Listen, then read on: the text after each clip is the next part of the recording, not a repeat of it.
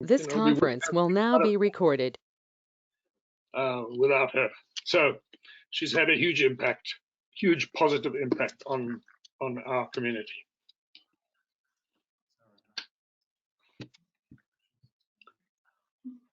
It's a tremendous loss. She was amazing and incredibly tragic and sad. Yep.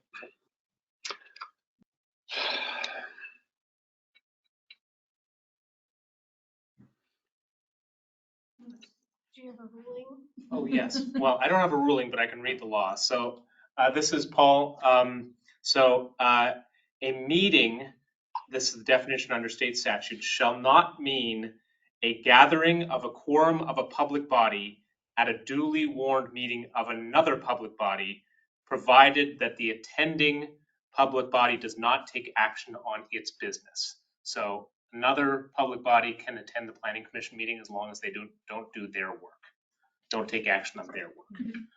Oh, I think that's in line with what Andrew and I were both thinking, is that, Yep. you know, you are allowed to gather data and participate as members of the public. But Yeah, and that's what I recall happened during the S100 discussion as well. So, yeah. Okay, so we can move forward. So we're on announcements. Does anyone else have any announcements?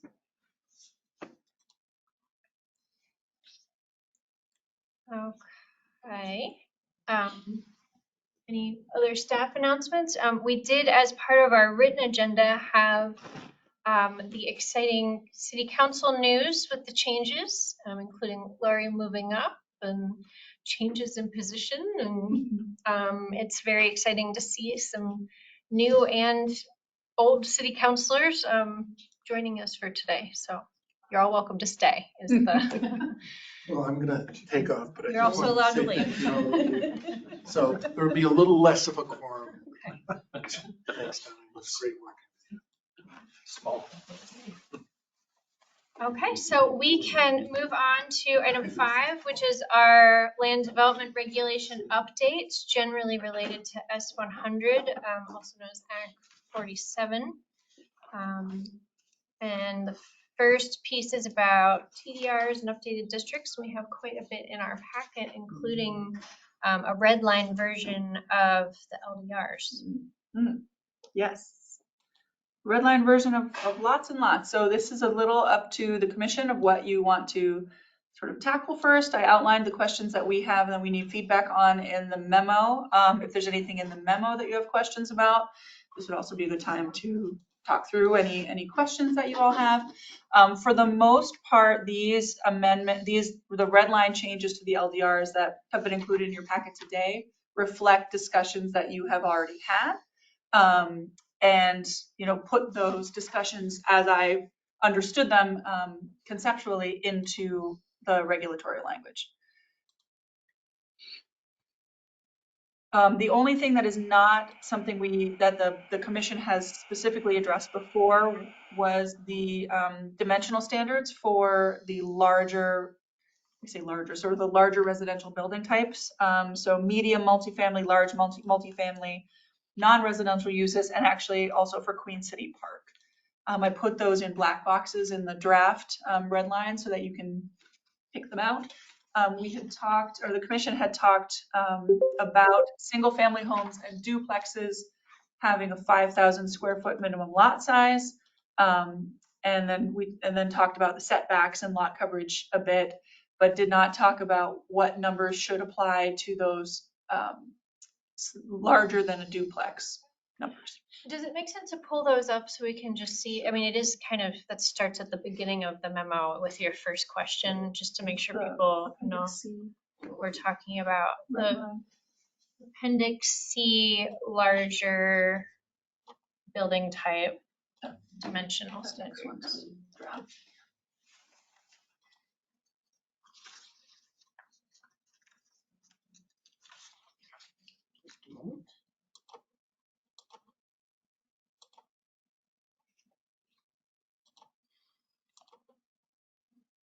So maybe in general, we can try to move through the memo in the order it's listed in the memo with the questions. Okay.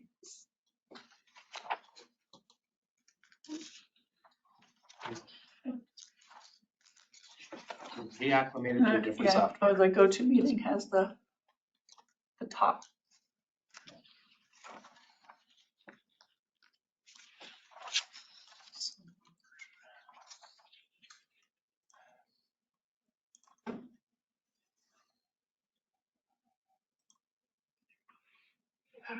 So that's the thing.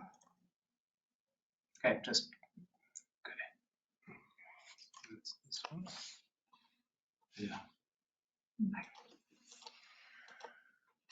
It's also page 57 of the bigger packet too, if you're looking at it differently.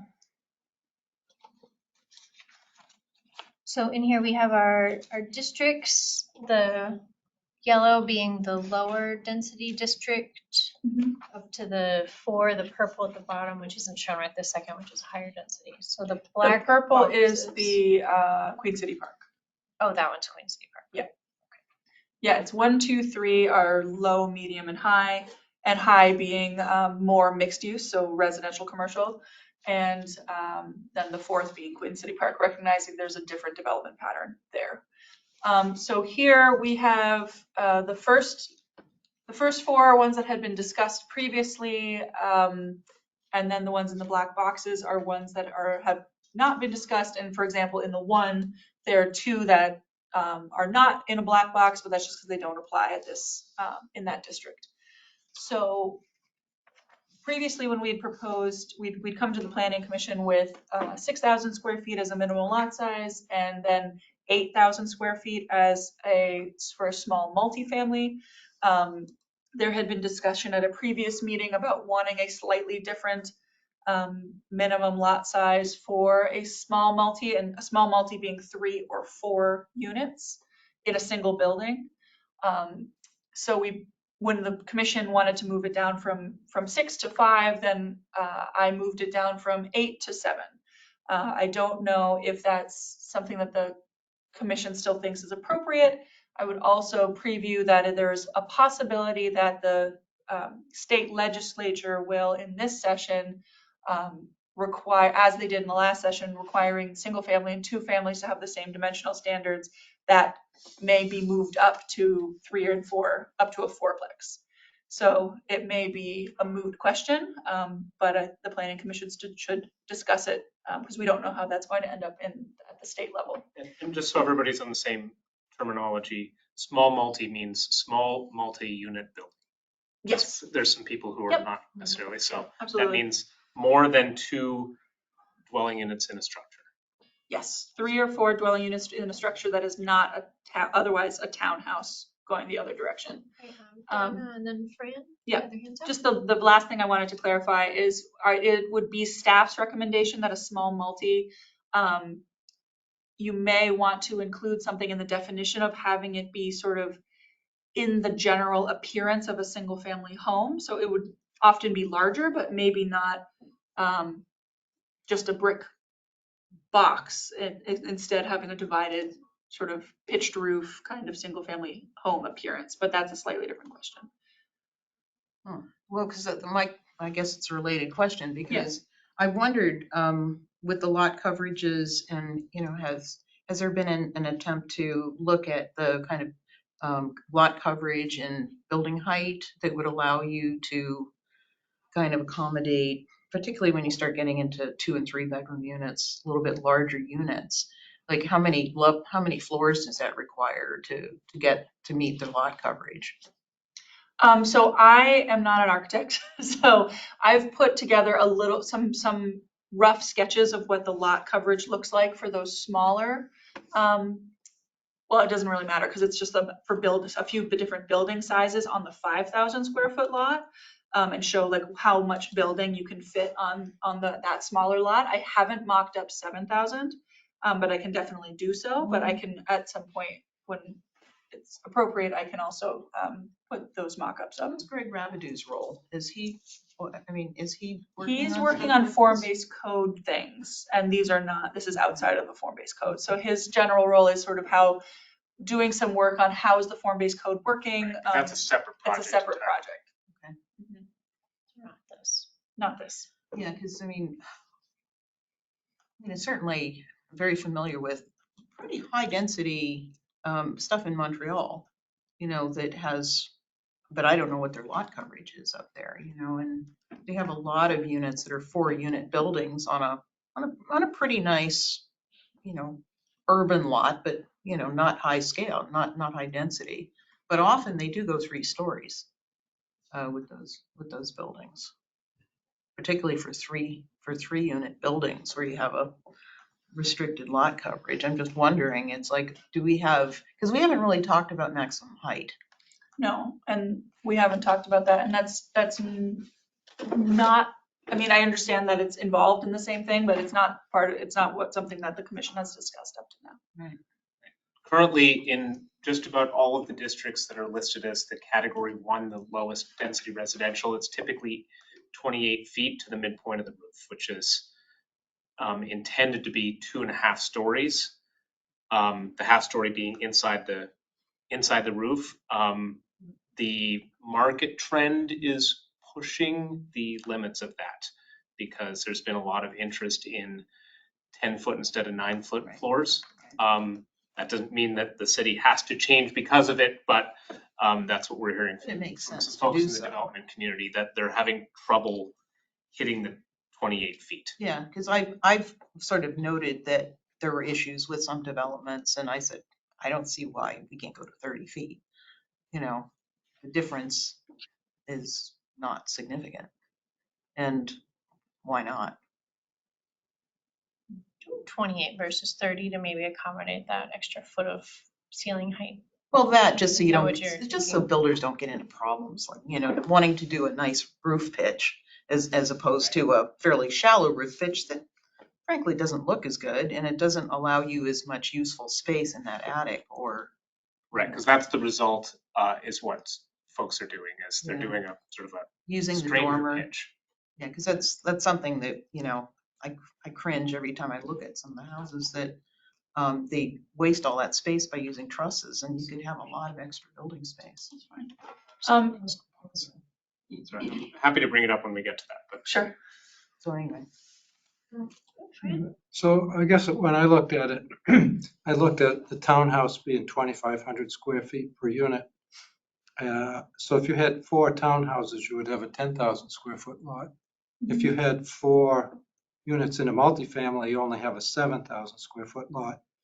And what I was wondering is, I guess I may be answering it, but the lot coverages for the small multifamily are higher for the building and the impervious surface. And then you've got a greater rear setback. So is that penalizing the small multifamily lot for the,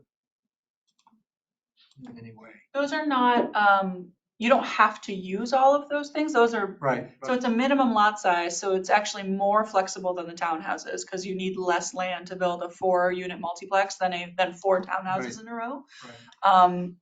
And the coverages being higher limits actually provides more flexibility. It's not saying you have to build out to those numbers. It's giving you more flexibility to do that if you need to for how you want to do your parking or whatever it might be. Yeah.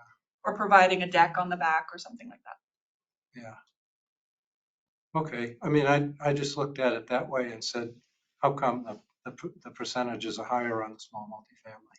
Yeah, so what part of the reason for that is generally, so currently in our regulations, it anticipates parking for single family and 2 families to be a sort of a traditional driveway. That's just one, maybe it's even a single width driveway to a single garage or no garage. When you get up to 3 and 4 units, you end up needing more. So with the width of a lot of lots, you end up having to do some turning instead of being able to just sort of drive straight. Even if you entered on the street at 10 feet and then you got wider in the back, it doesn't accommodate a building very well. So you end up having to do a bit of a turnaround, and that can add a few hundred square feet of impervious surface just to be able to do that. When we get back to when we show the mock-ups that I did, just roughly, I was trying to make something work with 2 parking spaces in the back of the building, And it ends up being quite a lot of impervious, it visually looks like a lot of impervious surface. So keeping it under the 50% was actually a little bit tricky to be able to get both parking and a building that would accommodate those units. I was just looking at at that being a duplex, and it was on a 5,000 square foot lot. So at a 7,000, so it's the bottom right one. If you, I don't know how you scroll down on your screen.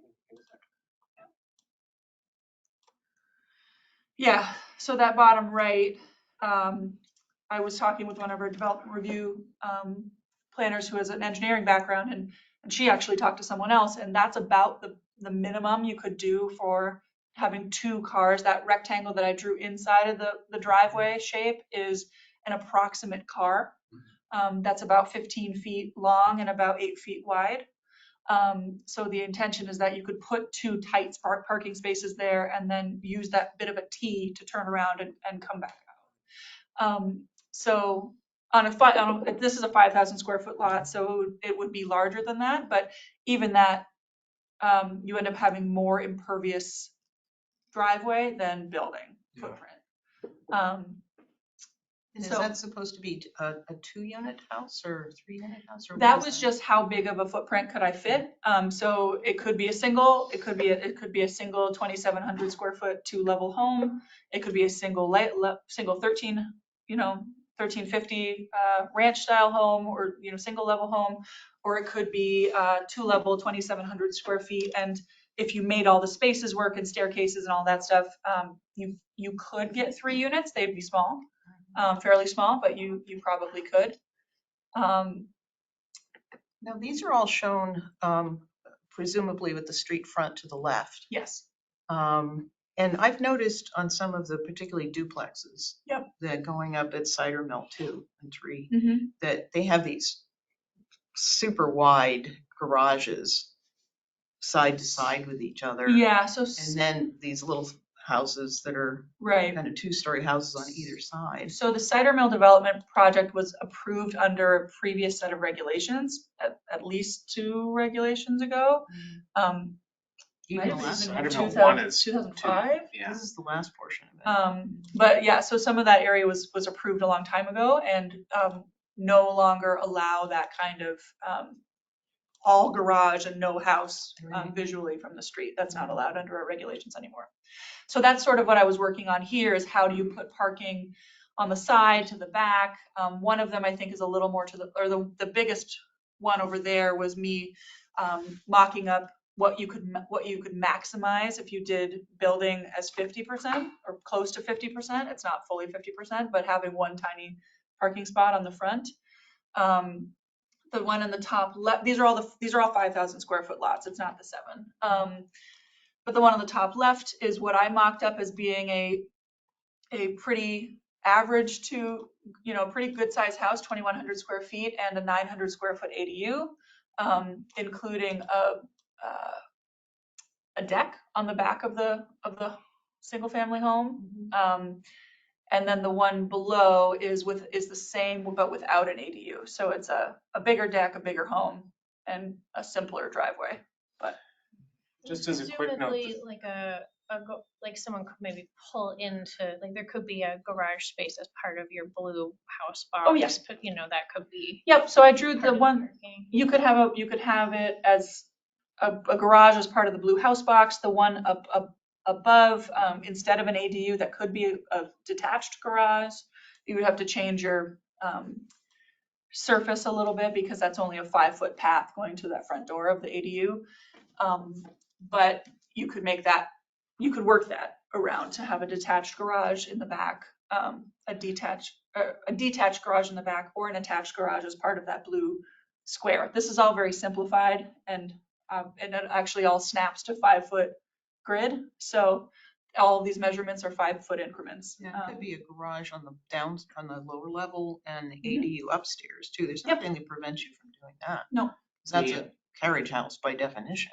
The thing that jumped off the page for me when Kelsey drew these was, if you choose to go with a 5,000 square foot lot, we did reduce the setbacks, as you discussed, basically back to the 1974 one. The one that was not illustrated in the 1974 one was the front setback. So we went with the number that is commonly in the current SEQ, Southeast Quadrant standards, which is 20 feet. Mhm. That, what jumped off the page to me looking at these was that if you apply the 20 feet on a 5,000 square foot lot, and we do sort of a typical 50 by 100, that's 1,000 of your 5,000 square foot lot is your front setback. So Mhm. that sort of creates a very tight box for everything else to happen. And just as a quick point of So clarification. just noting right here, let me just finish that thought. Yeah. Right here and right here, that's sort of set for, that's 1,750 feet. So Mhm. that's 35% of your lot is your front and your rear setback, where you Yeah. can't put a building Yeah. in this scenario. So that's something for you to consider if you want to drop 20 feet down a little bit. Consistency of a front building line is fairly important. We toyed with the idea of a maximum and a minimum maximum. The challenge is that you haven't set maximum lot sizes, so you may yet still, get some homes that are built on a 40,000 square foot lot. And so to then say they must be no more than 25 feet from the property line might be difficult, because not everything is going to be this scale. This applies to all sorts of lots. Yeah, so a couple things more about this drawing. The dotted line is the line inside the setbacks. So you can see it on the one that's on the screen most prominently now. There's a dotted line that's this 15 feet from the back, 5 from each side, and 20 from the front. Blue in that one. And then just point of clarification, the front where you see the left side of the lot, that is not where the street is necessarily. That is the edge of the right of way. So the actual asphalt won't be right there. It will be another few feet at least from that front property line, depending on what street you're fronting on. So those are 5,000 square foot based on, as it says, 30% building coverage and 50% lot coverage, except for that top right one, which is 50% total. It's actually a little bit too high because the driveway puts it a little bit over 50%. So that one doesn't meet what's in the table. That one does not meet what's in the table. That was because of the discussion that was had for a few minutes about lot coverage versus building coverage and what would maximizing a build, calling them the same number, just calling it lot coverage and not differentiating between a building and something else. And what would that look like on a lot? And so it's just demonstrating even on a 5,000 square foot lot, you could get a 4,800 square foot building or close to that, but with no parking. And that's where I ended up in that second one trying to, well, if you did have parking, what do you end up with a building? And that's when you end up more in the 2,700 square feet. Just for 2 parking spots. If you need more, it would be more. So this is about 1/8 of an acre. Yeah. Yes. Why, just Paul said something before. Why is it so important that all the fronts of the buildings be at the same distance back from the street? Just generally speaking, in a neighborhood setting, typically it's aesthetically desirable to have relatively similar setbacks of the front building facade. At least that's what our Chamberlain study report had analyzed in that neighborhood when you were thinking about moving front porches forward. But that's up to you all. Well, because that's what I was thinking about, the porches on Market Street. Mm-hmm. That those are pretty much right on the property line, I think. They're 1 foot off, yes. Yeah, those are close up and it really works there. Mm-hmm. Yep, it does. Yeah, and it's we've had a. And I didn't necessarily mean a specific distance, just a common distance of homes is often aesthetic, whether that's 5 feet or 50 feet. Just some level, so it's not too zigzaggy is often, but that's really in neighborhood settings. Yeah, and I think also that for if you happen to have a big tree or something that's already there and you want to protect it, I'd say, that the front property or the front building line should accommodate that. Yeah. Which I think we've had development reviews where they said, no, we have to take down that tree. It's like, just move it back. Move the house back. Donna, to answer your question from a few minutes ago, we now have a standard in that says that front-facing garages, one must be at least 8 feet back from the front facade of the house, and that garages that are front-facing cannot be more than 40% of the width of a building. Yeah, that's a good clause. And then how did we wind up with porches and mudrooms? Because I know there was some discussion of like a porch or mudroom being able to like jut forward, like beyond the front setback to create character and kind of create the community interaction. And in the case of a mudroom, create that like double door for energy efficiency. But I don't know that we ever actually did it. Like, You did a adjustment in the R4, which is the Chamberlain neighborhood and Eastwoods and Mayfair Park and a few others, where the front setback, other than this 1974 exception, is 30 feet from the right of way, but then you can bring a 3-season porch up to some distance into it. I can't remember the exact number, but it can be brought into it. So you could allow for either the building, or you could say I think it defines 3-season as it can't be winterized. It can be screens, but it can't be actual heated and cooled space. So you could, set a number like this that says that the building facade shall be 20 feet and that a enclosed porch can be up to 10 feet into that to encourage and incentivize porches or Montreal triplexes, as the case may be. Right. we get Fran first though. And just one other thing, in the 2 or the medium, on the small multifamily, we got a 30-foot setback, but in the 1 and 4, we have as 20. Oh, that's a mistake. Okay, they should all be 20. Yeah. It wouldn't fit, maybe. Yeah. Okay. Ryan? Yeah, excuse me. 2 comments about, related to previous meetings. You just said the 20 feet as a setback. I think there was some discussion about considering the average setback of the houses with like a plus or minus 20%. It's in that's what AFS stands for in this table. I had it originally as just being that average front setback because that was what was discussed, and that's what's in that 1974 exception. But what was pointed out to me is that if you have a brand new neighborhood, you don't have an average front setback. So a developer could come in and say, well, guess what? My average front setback is going to be 0. That would be unlikely, but it's possible. So the idea was to add both a number or the average front setback to accommodate both brand new neighborhoods and changes to existing ones. Thank you. If a developer did want to put in a bunch of 5,000 square foot lots, is there a way to build in flexibility for them to do like 15 feet if there isn't already an average setback there, but if there's precedence for there being closer distances in other For the parts front? of the city? Yeah. I think that's the discussion that that the commission is having is 20 the right number? 20 is a number that we pulled from other districts and existing districts in the LDRs currently. In the traditional neighborhood development PUD type, it's indicated there's a minimum and maximum, and the minimum is 10 and the maximum is 25. So we sort of picked a number in the middle-ish of that, considering the rest of the context of the other districts. But that could be 15, it could be 12, it could be whatever the commission decides. It's a number that was put in as a recommendation, but also sort of as a placeholder. It's not a strong recommendation. Yeah, good.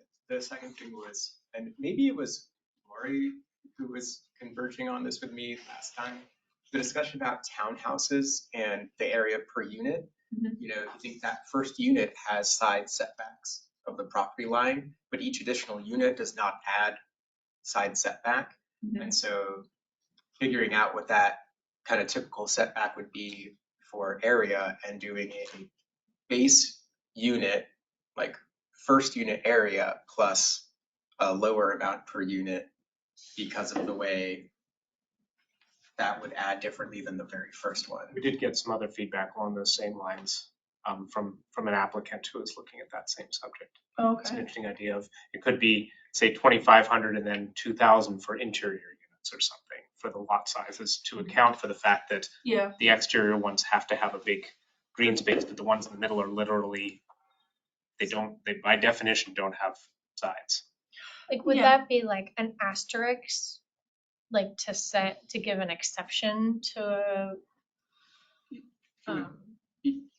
like a interior, I mean, you're right, like if you have a townhouse Mhm. situation where they're all lined up. So the first thing is that's hard is that you can't have a 2-family townhouse. So it can't be like first unit and then second unit, because then you'd end up possibly with someone saying, this is a 2-unit townhouse, not a divided 2-family, because we have divided 2-family as being half of a sort of stacked duplex, or as a single lot duplex. So it would have to be written carefully. It's something that's definitely You could possible. probably have a line that was townhouse and then like interior unit, defined as being units on on both sides of it, Mhm. and then clarifying that.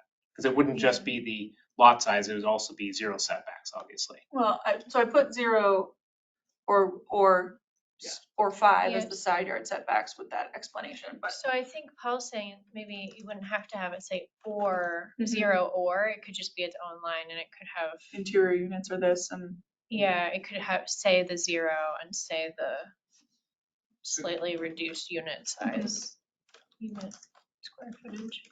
Yeah, Equation wise, you would, because like 2 would be a duplex, not a townhouse, you would probably do like 5,000 plus in parentheses n Right. minus 2 times. Something like that. Yeah. It's very fancy.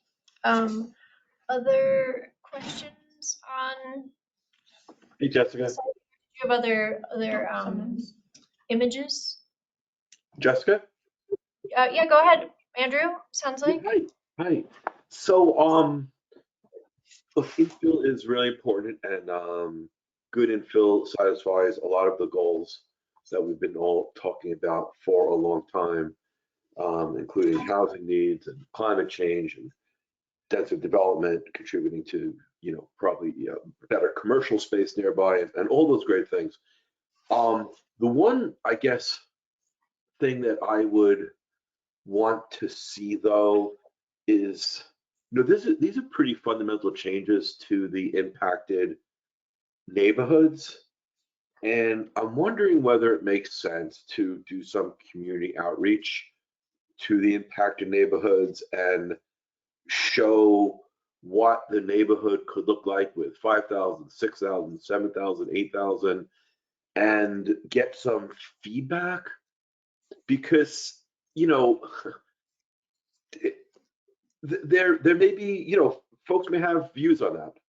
And, I note that in our, in the city plan, we talk about infill, but we say well-designed, context sensitive, thoughtful, all these things with a nod to the fact that, some of these changes can be pretty dramatic to a neighborhood over time.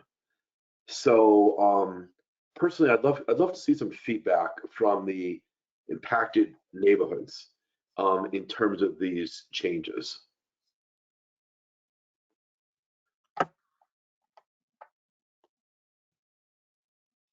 Yeah.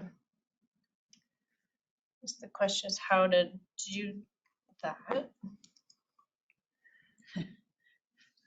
wonder if you Donna? invite a bunch of architects and engineers in for some kind of just a charrette session and say, here, what would you do with this if you were going to put another unit on this? And you will get 50, if you have 50 people, you'll have 50, or probably 35 different solutions. I'm sorry, I'm not talking about Because that kind there's so many, granular. there's so many different options that the way you could do these things. I'm not talking about that maybe granular, but just, big picture, how the density of the neighborhood could change with the different lot sizes, right? And we do have these neighborhood, I forgot what we're calling them, but there are these, neighborhood forums that we could set up under our charter to potentially facilitate that kind of discussion. Do you, yeah, The one thing I'm concerned about is that people always think about the worst possible thing that you could do with this, and they never think about the positive ways that these can be done. And this is, and I don't know if Michael was about to comment on this, because that's why I think having architects and engineers, Sure. Well, look, to we show have how you to should educate people. do it would be a lot better. Andrew, let's let Donna finish. Yeah, Oh. that would be better to have people who would say, this is how it should be done. And architects, because, aesthetically, how you do something makes a big difference in people's acceptance of it. If you have, I go down, Main Street in Winooski, and you got some buildings there that are not too bad looking, and others are pretty horrendous. And it's just a matter of, are you concerning yourself with the design or not? I think we have to assume that they're not, and, Well, they're gonna go as far as we're making them, and then they'd be allowed to build something, so. Well, I guess the There's only question, so much in the LDRs. that's the question. Do you have some kind of design review that says, this is appropriate or this is not appropriate? Or, can the planning official do that, and just say, I don't think they've ever gone so far as to say this is inappropriate. It's legal, but it's really inappropriate. Michael, you wanna go ahead? Yeah, if you want outreach, I think you have to have input. And maybe the way to do this is to use the neighborhood council representatives, but have a public session on this, at which we might have an architect or a town planner present to help illustrate what things might look like with these various lot sizes. But I think we have to draw people in to get the input that Andrew has referred to, I think. And holding a public hearing, a public meeting, not a public hearing, not an official public hearing, but an informational one, and invite people from these neighborhoods to participate. Yeah. I think that makes a lot of sense. Paul, did you have your hand up? I did. I thought the map that we had, I think it was last time, of the lot sizes throughout the city was really interesting and really illustrative. And have you applied this change to We did those it on the lots? fly last week, so yes, at your last meeting. So we do have that and can make that available to anyone, either just, via internet, or can, make these into nicer maps to show in person if that's what you choose to do. Right, and what we were able to show is in strict numbers, what would be subdividable and what would not be subdividable, with the different minimum lot sizes. So it doesn't necessarily mean practically, like with an existing home, could you get around it or something, but just if there's 10,000 square feet or above, it was considered subdividable. Because I think that would be great information for the public. I think people who are particularly in the existing neighborhoods would find it really interesting to see what their lot size is, what the lot sizes are in the neighborhoods, and what the implications of this kind of change would be. Personally, I was not overly enthusiastic about 5,000. I think that's pretty tight, really, So, but we went with 5,000, so 5,000 it is. But, what is the implication of changes within the existing neighborhoods of that size lot? Can we demolish homes and build multi-unit. That's what I would like to see happen. Yeah, so it sounds like what I'm hearing is like once we've settled on some of these numbers, maybe using some of the images that staff's already helped put together and doing like more of a, not just hearing, but like inviting the public in, putting some images in the newspaper and really being able to talk through and like show the things that we've looked at so far to like evaluate these numbers, like these nice pictures they did. And I wonder if there's a little bit of like updating. We had I don't know, maybe 2 months ago, looked back at, it was some of the Chamberlain neighborhood. It was like some blocks where there was like a aerial photo of the block and then some little block It was images of like how Yeah. some of these sizes could fit in. Like I wonder I if think it was an maybe aerial of orchards, but like if there's a way to update some of those to like maybe plop in a few of these smaller, like maybe if 3 lots were gonna have infill at this size, what could it look like? 3D software. I mean, Yeah, I was just thinking, this is like an exercise you could do in a day for a neighborhood.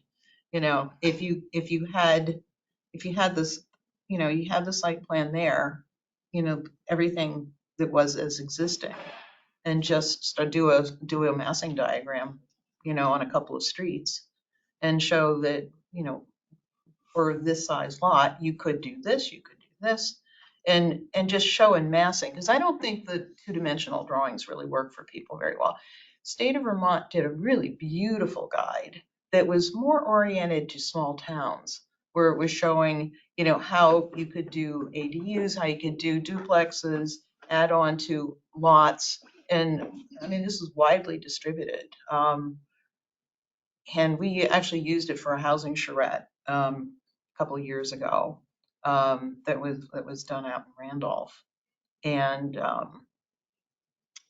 that, I mean, the ability and the architects who were there, that this was the really helpful thing, that they brought in housing sites where they were trying to do affordable housing. And, you know, in a couple of hours, you know, the architects kind of drew up plans and said, this is what we recommend doing for this site. But you could do something much more granular, or not less granular, by just taking a neighborhood and just working with the massing but make it look like the roofs, you know, so that, you know, everything kind of is relatable if it's done in sort of a massing. I don't know who does like 3D rendering. yeah, and I don't know I if don't that's really- something that we have I don't really. budget for or not. It does sound exciting. Yeah. I guess I was starting to just think about what are images that we've already looked at that we could put together and tell a story. I think that would clearly add to it, but I don't know. Or just examples in Burlington where they have done some higher density, well, just all sorts of places where they've done infill. Because there's some very nice examples in Burlington of infill housing. We can certainly take a look at that. What I'd recommend, or I think what we'd recommend is you have a meeting next week. Why don't we put an agenda item for you to discuss exactly, you know, what your outreach game plan is for this, and we can noodle on some of these things that you recommended. I think one thing that's going to be a little bit different for this effort versus some of the ones that you've done in the past is that the most likely scenario where that of how this takes place isn't going to be what South Burlington has historically thought as being a developer, because it is likely going to be one lot at a time. So it'll be a homeowner or maybe 2 homeowners who get together and do something. So it's, you know, developer, but with a very small d. It may very well just be a homeowner with an architect and an idea. And so I'm not sure that we would want to present here's how if every single lot maximized itself, because that is not a scenario that will happen for decades into the future, if at all. So how to present that in a way that is both capturing the possible, but also not showing, you know, an extreme that every single lot in a neighborhood decides in the same 2-year period that they're all going to change their houses, which is, I just read someplace that Burlington, when they passed the ordinance for ADUs, up before that, they were allowing ADUs, but in 10 years, they had something like 15 of them. And then once they passed it, the next year, they had 36 applications for ADUs in 1 year. Or a couple of years, I don't know which it was, but it just changing the ordinance really developed an interest in that particular. Of course, there you also have big houses, bigger, older houses. Michael, you want to go ahead? Yes, well, we have now Greg Rabideau on staff. We have an architect on staff, and most architectural offices have the software for 3D rendering. I don't know if Greg has access to that, but maybe he could help us with this issue at our next meeting, since that's his training. I know he wasn't hired to help us, but he was hired to help you. He's just working on your next project. Just to be clear, he's a resource that we should take advantage of. In the best possible way of taking advantage of. Of his skills. Yes. It's Greg. It's his employee. Greg doesn't do that. Okay. Do we anything else up here on this topic? Okay. Anything else from the public? Looks like Brian. Yeah, I think Paul's point about the story and explaining how this is not something that changes suddenly. And even so many of the homes that are on lots big enough to subdivide have the houses centrally located. And so it's actually impossible to do anything other than a small ADU on the side. I think that narrative is something that is hard for some people to understand. And I think Andrew's comments like almost specifically nod to how hard that is to understand for a lot of people. And so I don't think this is an issue of the Planning Commission needing to do outreach to bring in lots of input, but rather the Planning Commission being prepared to provide the explanation of how this happens in reality and have some diagrams like those maps we looked at last time when this goes to the City Council and Jessica and Paul present this to them. That's the normal way to do it.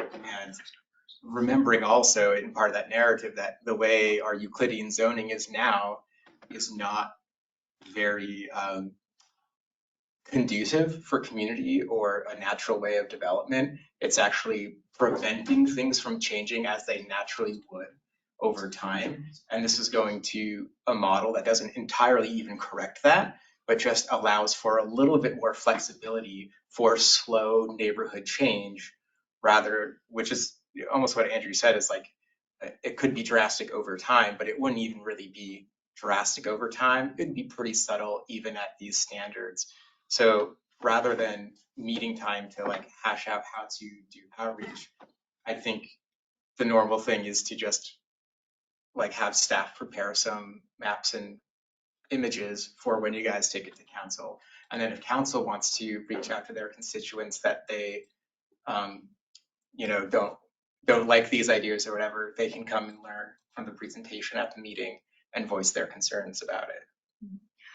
I think it's normal for us to do a public information session before we're all of a sudden in front of the council. Like, I think, especially when it's something that's could be a big change, if it went in next to your house, like it could be shocking. So if we don't show some images at some point before it's at the council level, I do think we wouldn't have maybe done our due diligence. So, but you're right. I don't think we want to show like every single house, like all, because it's going to be small. But I do think maybe some images that show like existing homes with kind of some of these smaller ones nestled in, I think could be really helpful. Yeah, and I'd say an article in the other paper would be helpful because that generally, once people see something and something with some nice images too, that's going to kind of help prime them for the discussion. It's like, this is not necessarily bad and it doesn't necessarily happen to every unit. or every lot. You know, Yeah, all I was just going to say is I think that there are two different processes that are often lumped together under the guise of outreach that are actually separate. And I think it's something that Ryan was sort of alluding to. There's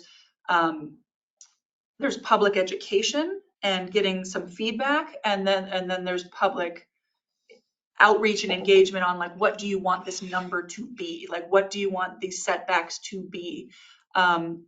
And my personal, and I'm not even talking for all of staff, like my personal thought in this point is the planning commission's role and staff to support the planning commission's role is to be suggesting, to be recommending, and then for you to be advancing good planning policy for the city. Like what are the numbers that we think need to be happening to encourage these neighborhoods to thrive with greater population density and being able to support a corner store and being able to support our neighborhood schools and all of these things.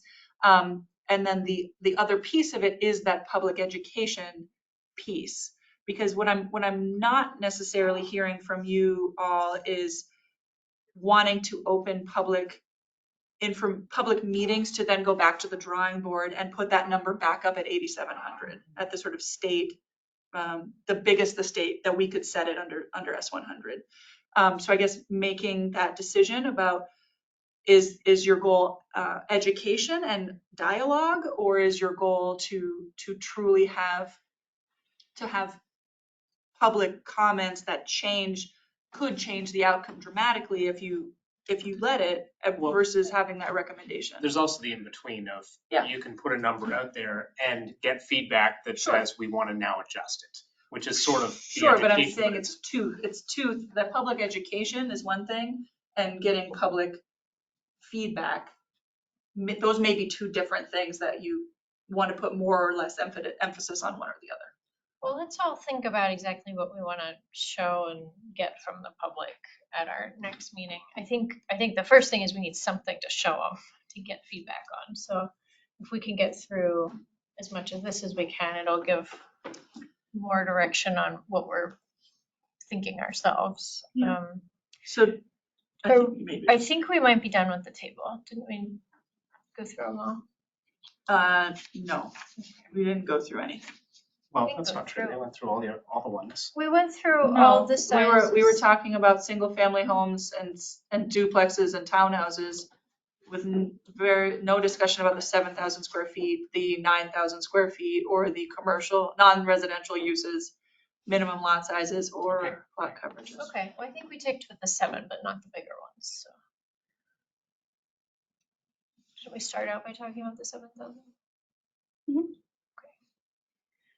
Okay. I guess moving on to the more dense building types. I mean, I guess my question right now is, would the drawings that I did for the 5,000 square foot, would it be helpful for the commission to see similar drawings for 7 and 9, assuming, 5 to 12, 3 to 4 units and 5 to 12 units for those numbers to see what that kind of looks like at the next meeting? Is that I only got the direction from the last meeting about the smaller lots, but also providing the visual. Sorry, Donna, only the 2-dimensional examples. That's my skill set, my skill level with this kind of imaging. But for those proposed small and medium numbers and what that kind of ends up looking like, and does it work for those numbers? Because I'm happy to do that. Yeah, I think we need to make sure it works in some way. I think Okay. well, if you ever need any help with a 3D, as long as it's a flat site. Yeah. I mean, I have 3D software that I use for lighting design and site design and all that stuff. But it's not sophisticated in that I can't do hills and landscaping and stuff like that on it. Yeah, the 2D was intended to show sort of, here's the amount of green space that remains on a lot, here's the size of building footprint that you could get, especially because we haven't had the discussion about heights that maybe either I assume the current height regulations or maybe not do 3D at this point. So I think the answer is yes, Okay. but I mean, something that's sometimes been helpful is like Paul and others, and you have been able to maybe sometimes been like, oh, one of these was built over on this road and it's pretty much this size on this Yeah, lot. we can pull some Um, photos. That, I think that that's like one way of getting some visuals that someone might have driven by or kind of can physically experience, like, but in the case that it exists. Yeah. It might not. I think certainly that would help for the medium and especially the large multifamily to get a sense on whether 2,500 square foot a unit, what does that represent? Knowing, of course, that 2,500 square feet, depending on whether they choose to put, parking under it or whatever might look fairly different, but I think we can pretty easily pull a few different examples of, what does the building next door look like? Yeah. Or what is that? So what is for that square example? footage? Yeah. Yeah, I think that's sometimes maybe even more helpful because like Some I contextual can think in information. maps, but just because I can think in maps doesn't mean everyone can. So it's an odd skill. There's always Google Earth too, that we look at things from what they actually look like. Yep, and I'm, happy to pull images from Google Earth and just measure the scale of buildings and things. And I think lots. something that'll be important as you consider this is that you've also put in things like site amenity requirements. Yeah. And so we will try to make sure that when we find an example that it has an amenity, because that takes up and appropriately should take up space on a lot. So some of the ones that we might see out there may not have any amenity on the site, or they may not have dealt with stormwater in the way that stormwater gets dealt with today. So it may seem more compact in some ways, but you've put some expectations on properties in various ways. Okay, any other thoughts or things we'd want to see to evaluate these numbers?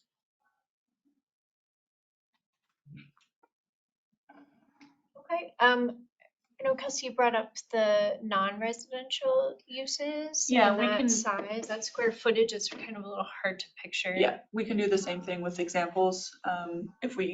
I'm not sure how many of smaller commercial lots we have, but we can see what we can pull up.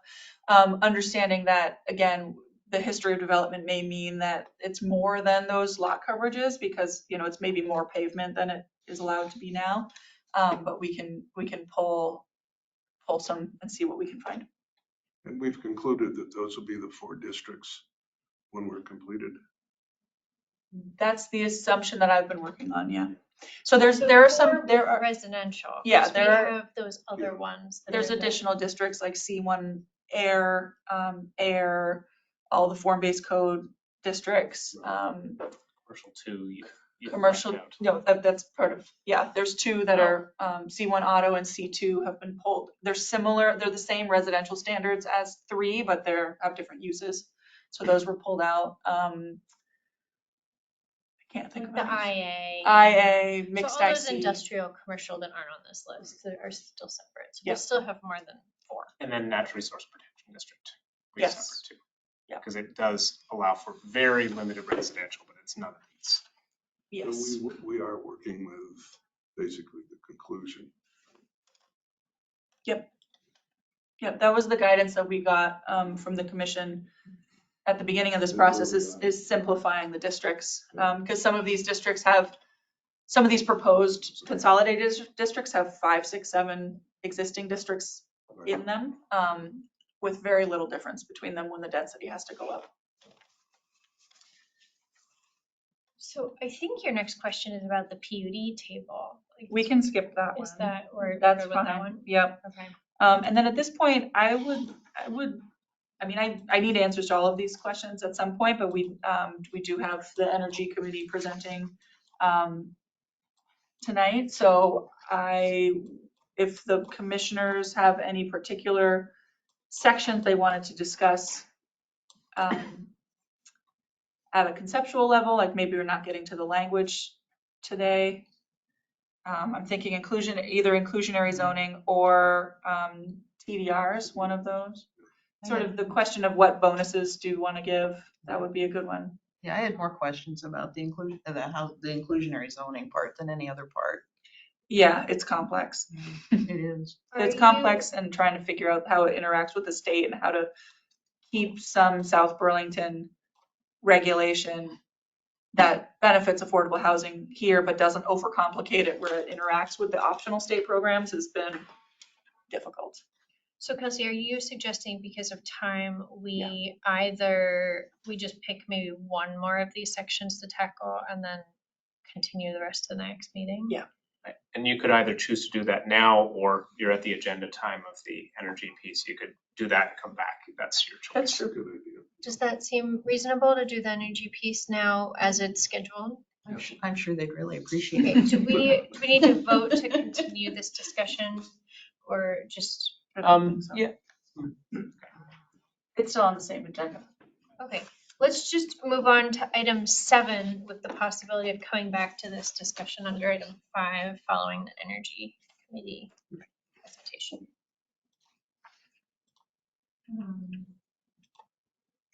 I'm not completely sure who's giving the presentation, so I think you can introduce yourselves and launch into it. Awesome. So I'm Carrie McLaughlin. I've been with community about a year and a half. And Rob Meter, probably the same time frame. And I actually have a presentation to share if I could. That makes sense to do so.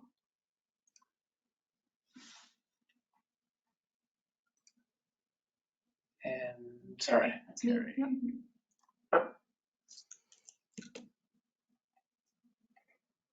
Yes. Okay. Awesome. Thank you.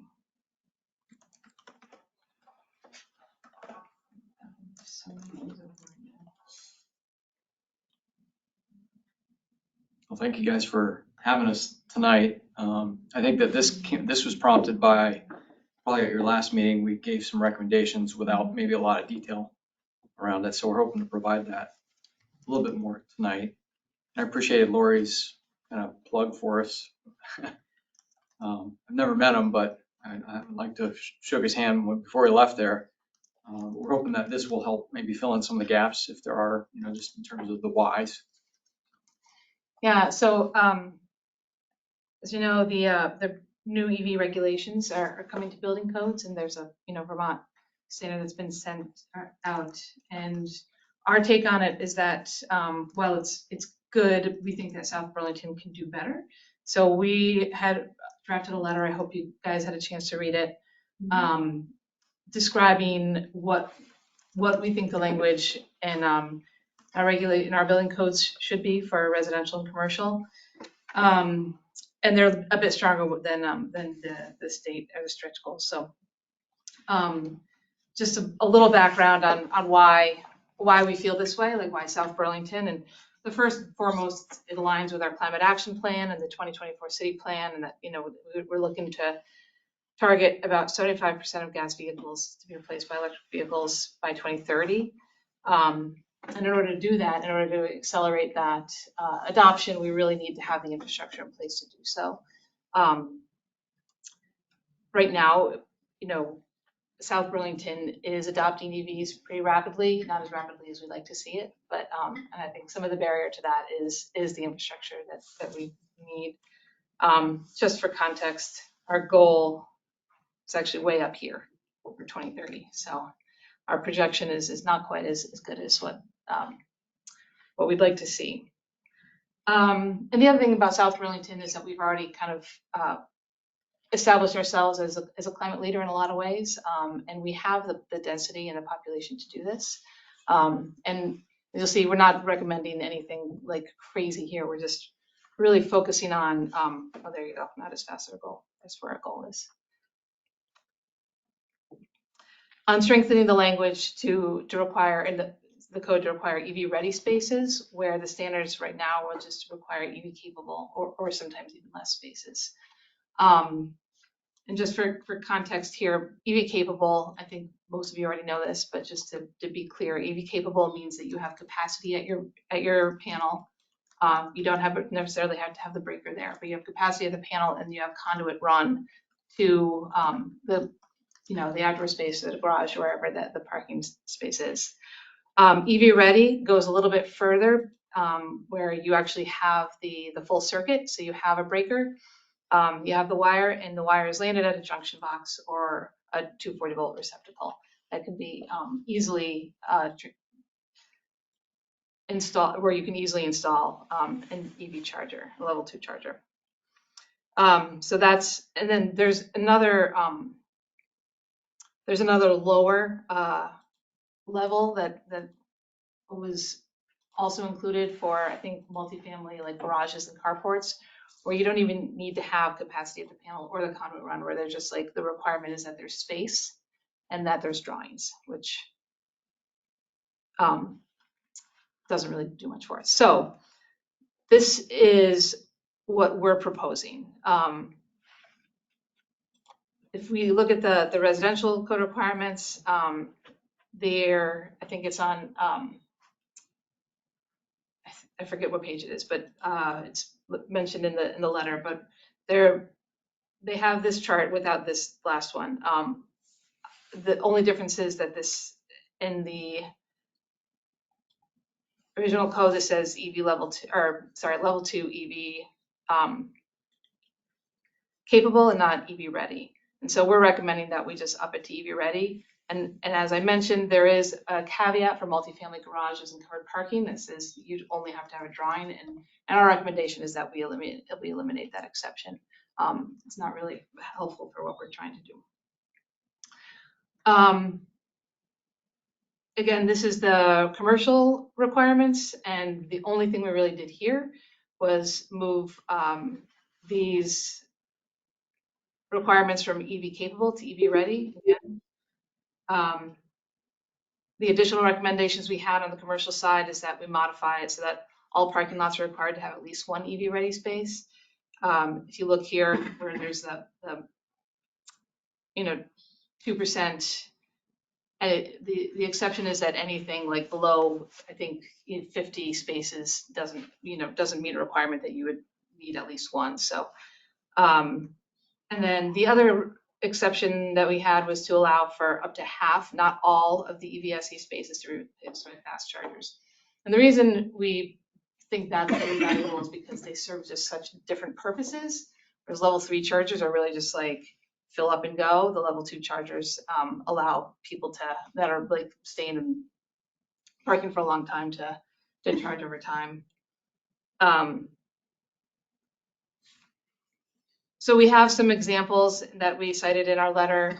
Boston, right now, 25% of parking spaces in any new large development must be actually EV installed, not just EV capable or EV ready. Vancouver, we got single family and multifamily homes must be EV ready, similar to what we're recommending here, and commercial buildings must be 10%. In Denver, all commercial buildings must be 10% EV installed, 5% EV ready, and 10% EV capable. And there are some links in that letter to the studies that have gone along with these recommendations.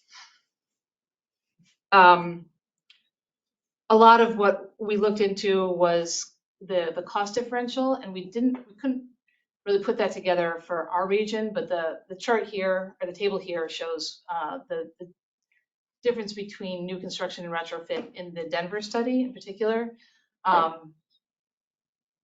The list there are just some of the other studies that we had links that show the cost differentials. But what we're finding is that like it's just a huge cost savings, long-term cost savings for a building owner and ultimately for any tenants that are going to be living there.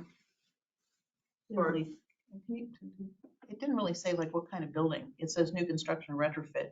I assume that's some kind of commercial building or a multifamily building, because it's certainly not that expensive in a single family home. Correct. That is commercial. Correct. Thank you. That's a good.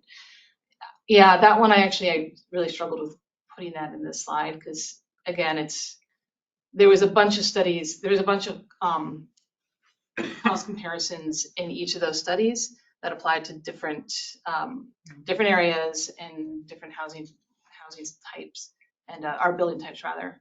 So, but they all kind of came around that same difference where it's like at least 2 times more to retrofit at the end of the day. Oh, sorry.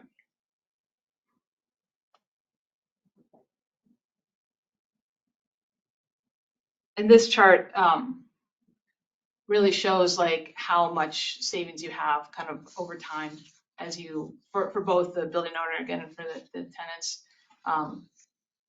There's a little bit more description in the letter about this one, if you want to get deep into that. But overall, I think, the reason that we're recommending these kind of stricter codes is we really are committed to meeting our city's climate goals and supporting rapid transition. We want to increase access for everyone to EV charging infrastructure, not just, single family homeowners, but also, renters. We want to create long-term savings for people in South Burlington. And also the other thing that I didn't mention is, having an EV ready versus EV capable will reduce any friction that might happen between a tenant and a building owner. Like if you were to come in and want to put a charger in, you'd have to figure out who's paying for the breaker, who's paying for the wire, how you're going to actually, take care of the electricity, because that's something that I haven't seen addressed here. It's like multifamily. It's like, it would be great to go to some multifamily building owners and say, how would you do this? Because I don't know if there's any Bluetooth, because like with the Green Mountain Power charging stations, I mean, that is unique to your account. So I don't know. I'm not exactly sure, because I have one in a single family home, but if you had that same charging station for a multifamily building, can you charge the electricity from that charger to your account? Because that's a real, who's paying for the electricity? Because it can be, well, I mean, anywhere for me, it's been anywhere between $20 and $40 a month, and that's with the special rate. If it's a home charger, it's got to be on yours, off of your breaker board. Right, it is. In order to get the account linked up, in order to get the discount. Right. If you take the rate for. So I wondered, because these, I don't know if they have a Bluetooth capable one, because all their meters, like the meter reading is all done with Bluetooth now. Well, the charge points hook into your Wi-Fi, but if it's outside the building, the question is it strong enough to get that signal? Right. You can get repeaters. I mean, yeah. And there are software solutions right now, and we anticipate those are probably going to increase just because there's demand for it. You have places like Boston who have much heavier recommendations. So I think it's like 25% ready, or what was it, 25% ready and 75% capable, something like that. So it's higher than what we're, higher than what we're saying. So I think that there's some of those solutions are out there and are increasing. I know Orange is one that is probably maybe not the best fit for the here, but that would allow, like, it basically is just an association with who's charging, so that you're paying for what you're using. Right. And that would be on a per parking space level. So it's already starting to happen. Yeah. I think the biggest piece here is just trying to make sure that it's a lost opportunity if we don't bake it into new construction. And there's all sorts of stuff I think that comes, certainly with, well, that increases costs, and but those costs will still be absorbed later. It's just then how do you go back in after the fact, because you'll probably encounter a lot of increased costs by trying to do routing and different things in established concrete parking garages or however it is. So this is just really trying to figure out, the opportunity to, get in front of that with the anticipation that the future is much more EV.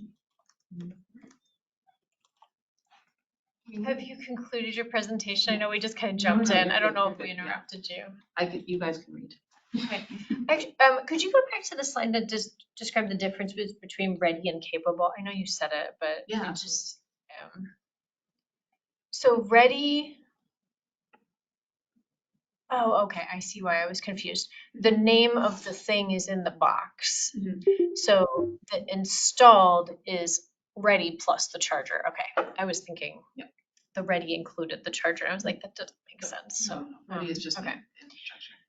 Ready is basically some wires and circuit breaker. Ready seems nice. I mean, to have that kind of receptacle available, even for whatever your uses are, some like a piece of Portable equipment. clothes dryer. Like a clothes dryer or whatever. I mean, it's a reasonable asset. It's also a to dangerous have receptacle to have kids playing available. with. You know, it's like those To are have kids those are playing with pretty it. eye If it's opening. multi-unit, residential or commercial, it's gonna have, street lamps or some sort of a parking lot lighting facility, right? Some sort of lighting. And so if it's got lighting, it's got conduit under the parking lot going to those lights, which means that they had to run that before they built it, so they could run this too. And put the wire in, right? So. Yeah, I think that's. These are bigger wires though than just a street lamp, right? Yes, it would be Yeah, probably. It's a more substantial installation. 50 volt, Yeah. the 50 volt circuit.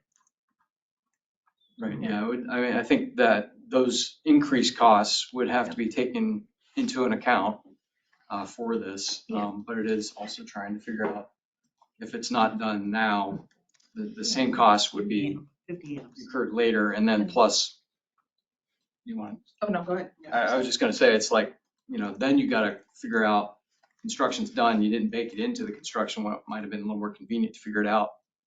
And then you have to also tangle with between a tenant who has parking space 1B and the panel's way over there.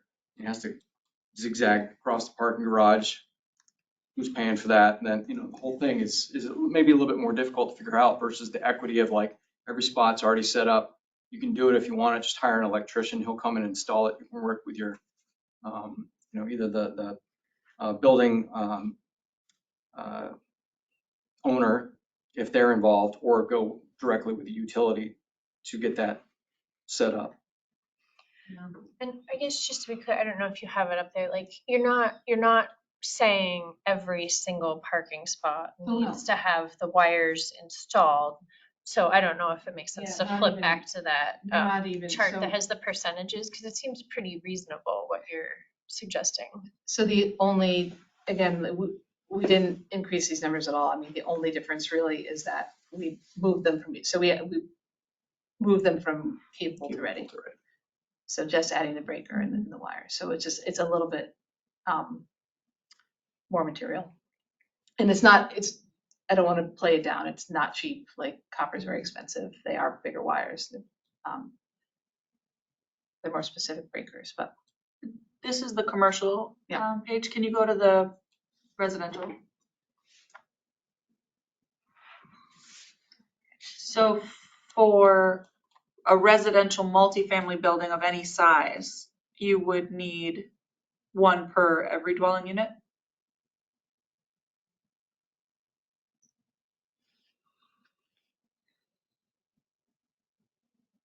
Or the number of parking spots if it's fewer. Yeah, sorry, yep. Right, because I'm just sort of answering, I think, Jessica's question a little bit where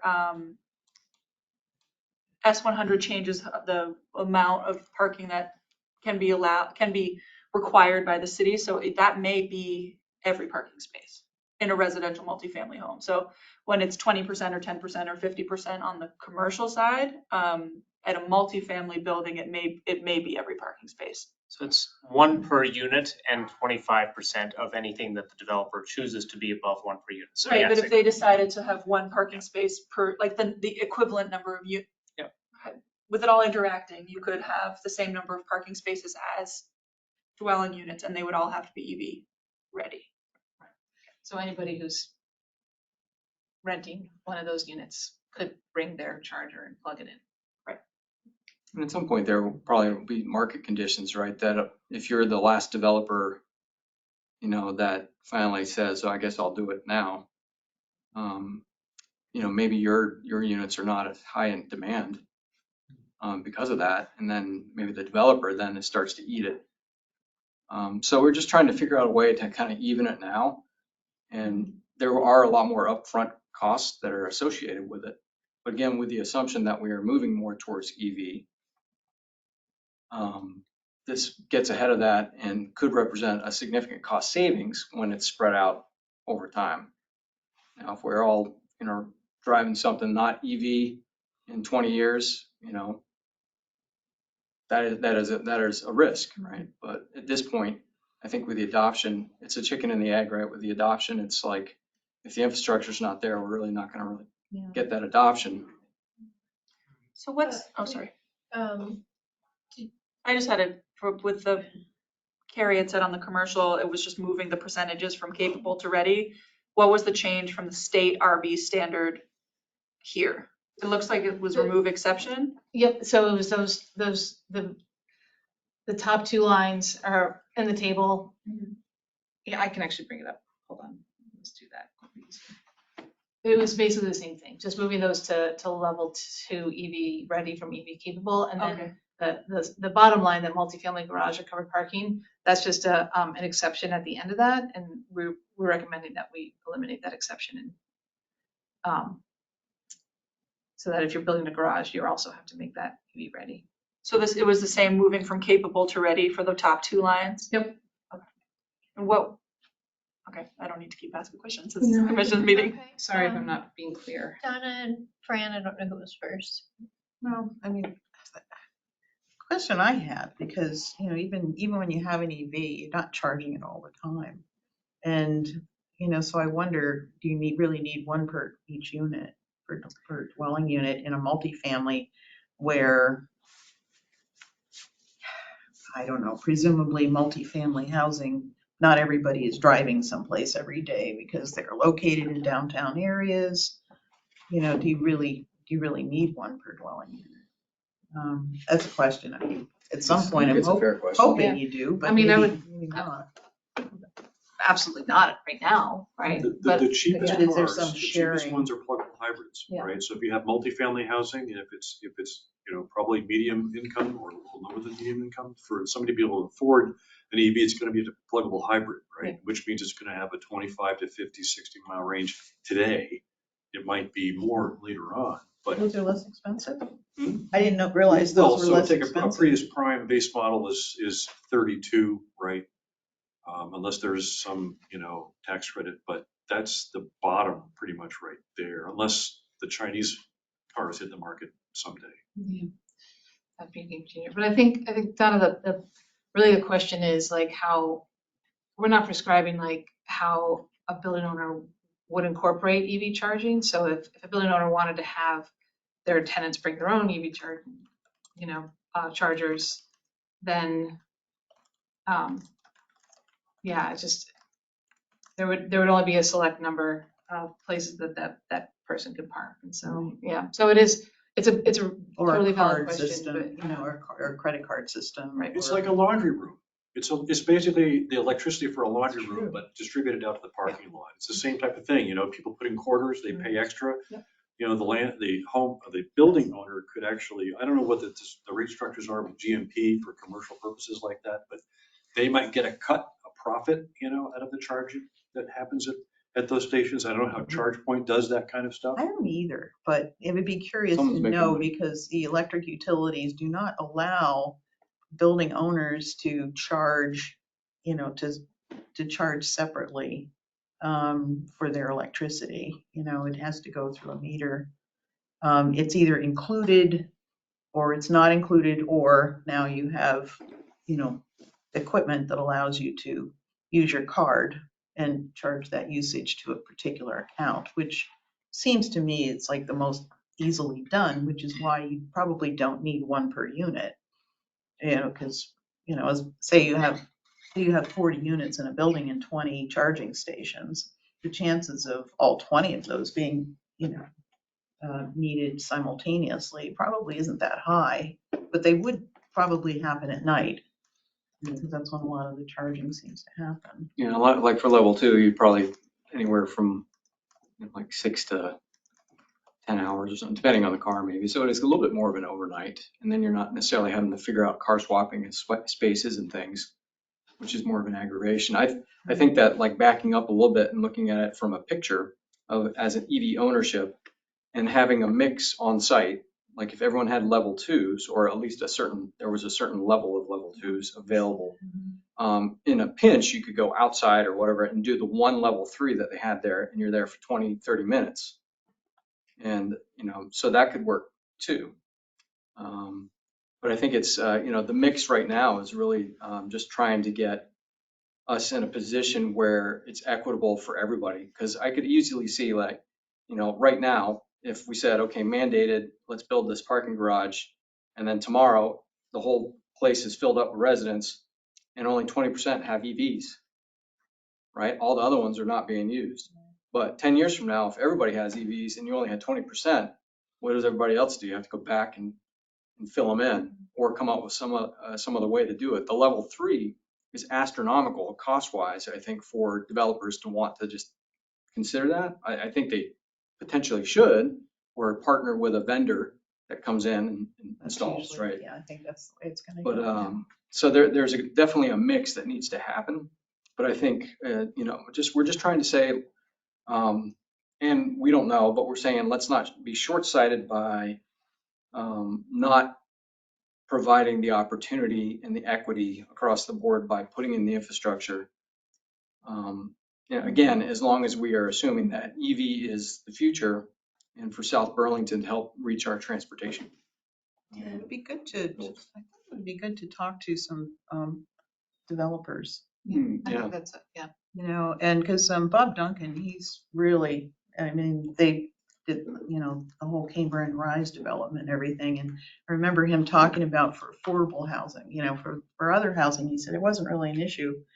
But to put enough panels in to have the kind of capacity to charge, even like 20% of the units, that it was really tough to do that for the affordable units. It was, like they're scraping, every penny to pay for pass the stuff. cost. The for cost, those. the Yeah. cost would be passed on, certainly. So that does come into a factor, and certainly bringing power into the unit itself, or the development itself, is increased at the street, right?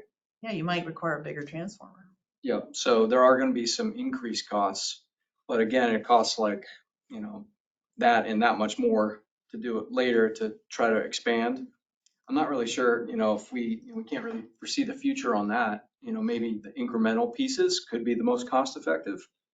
But I think just from a new construction standpoint, we were just trying to say level the playing field, set it all up, and then individual unit owners have a parking space, and they can, if they have an EV, buy their own charger, have an electrician install it, and then work out the metering. And that's that's the future vision. Not all the details filled in yet. Fran, you had your hand up? Yeah. So one thing I would like to see, we just talk about new buildings, but what about substantial renovation when they're gutting a building? I mean, when they pull everything down, you should still be able to require these conduits to be put in, because at that point you're rebuilding and it makes it easier. So I think it should be new buildings and then some kind of substantial renovation. And then the other thing, I guess, and you were kind of bringing it up with the cost, or where is the pushback from the developer? And is it really in the conduit from the electrical panel to the garage? Or is it the cost from the street? You've got to now request more power. And do you have bigger wires and a bigger transformer, bigger, electrical costs, I guess, because it doesn't seem to me that the cost for the wiring and the conduit and the plug is as big as maybe some of the costs that I'm not looking at. That's true. I mean, if you had an older house with a 100 amp panel and you hired the electrician to come in and put the 200 amp panel in, and they have to redo, sometimes that can be done easily, but sometimes it's a big ball of spaghetti. Yeah, it goes further back. Yeah, and it does require some extra. But I guess maybe if you're doing an apartment building or something with 5 units, does that put you into a much bigger electrical requirement coming into the building? You know that's gonna really affect is all of these retail developments, because we ran into this like here locally, even with some of the stores. They just wanted more I mean, it was even lighting was going to put them over the size of the transformer. Right. So in having to replace transformers, it's a $60,000 item to replace a transformer. And in some of these existing developments, that's what you're talking about. That's probably why that cost can get to be so high, because you may have to replace a transformer to be able to get that much power to put that many charging stations in. Yeah, I think probably in the future, maybe 3 years or something, there's going to be a way to do this with solar power. They're going to find other ways to bring the power in because the grids just aren't big enough. But I think we're talking maybe in the span of like a few years here, and that keeping the percentages of the number of parking spaces reasonable is going to help get it adopted.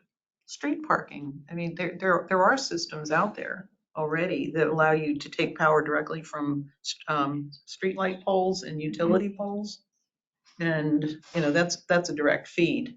But, you'd hope that Green Mountain Power is coming up with some solutions here. There's actually a lot. So, I mean, what Green Mountain Power is really doing very well is innovating around like virtual power plants, like using batteries in people's homes, using smart panels, like all of those things. So that's part of it, but I don't think that necessarily replaces the need for bigger transformers, because ultimately, whether you have solar on your roof or whether you have a big battery that's utilizing more power, you are, drawing more current, you're still going to put stress on the grid infrastructure that we have. And what when I did work at SunCommon for a while, and we did have to do a lot of like transformer upgrades with our customers. And they definitely weren't cheap.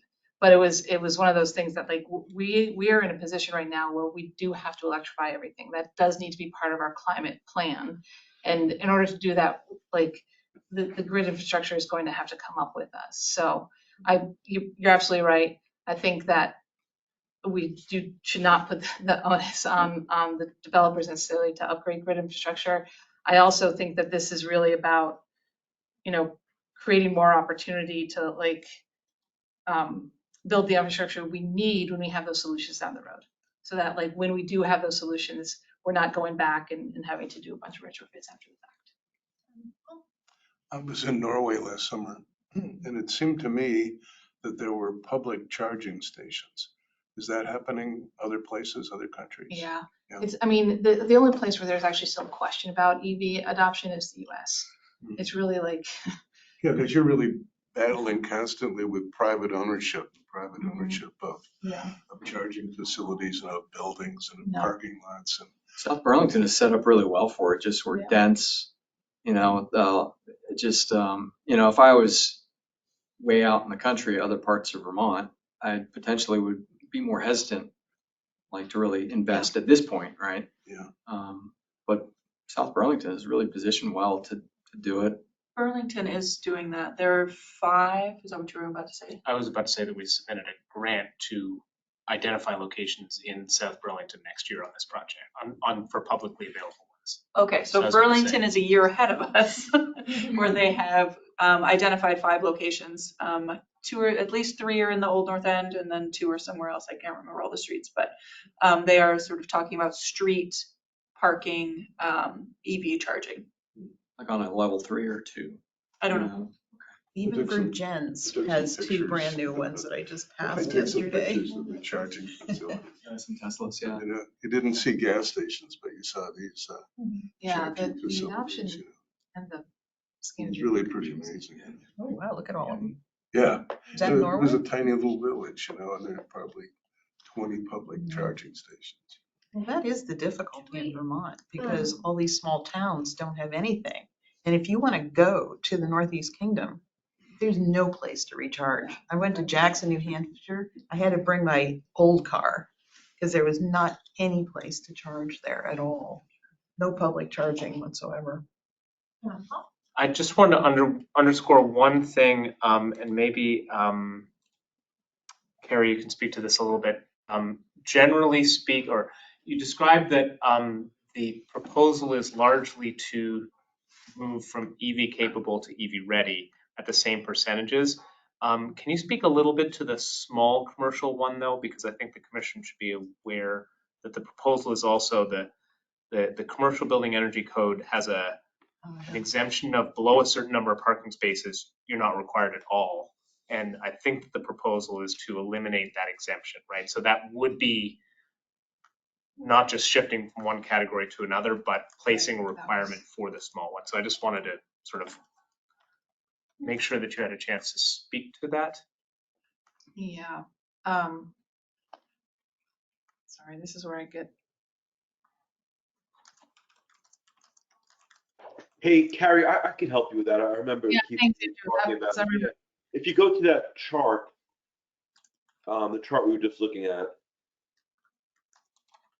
so it's not the actually EV ready, it's the EV installed. You see the 2% there?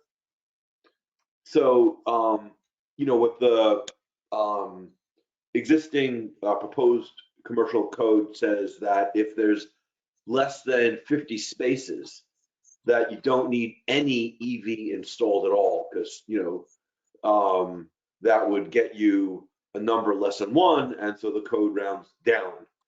And so the proposal is that to eliminate that. So if there's 25 spaces, you at least need 1 charger, or if there's 10 spaces, you at least need 1 charger.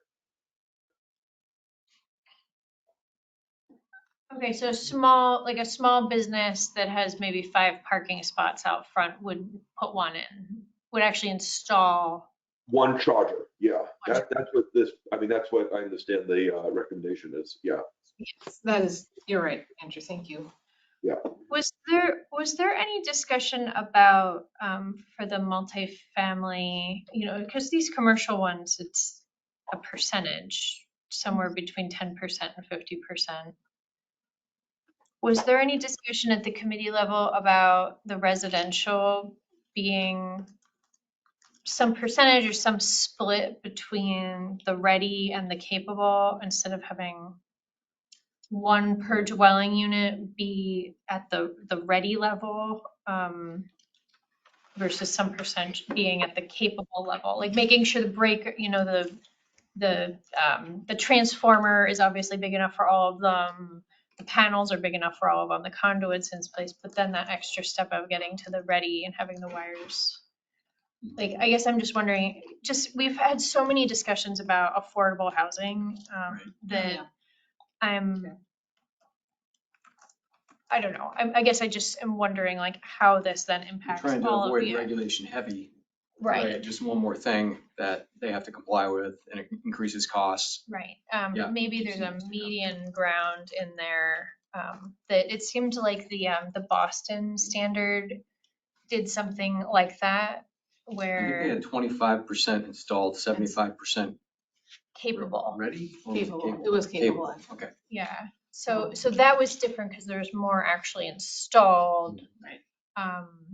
But 75% capable. So I don't know, A that little one bit of that one is- particularly had a split. So. Yeah, I think that we did discuss it a little bit, and I was absent maybe for part of this, but I recall that the incremental costs weren't that much different, that it wasn't hard to just push it all the way a little bit further and just get us there.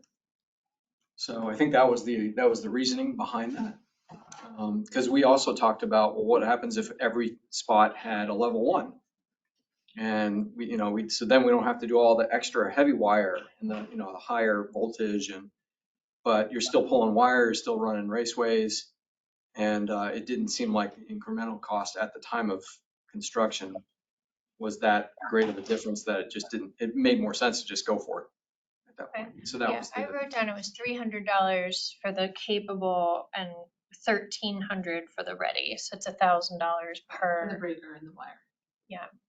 Yeah, and yeah. I think it was $5,000 difference to do it in retrofit later on.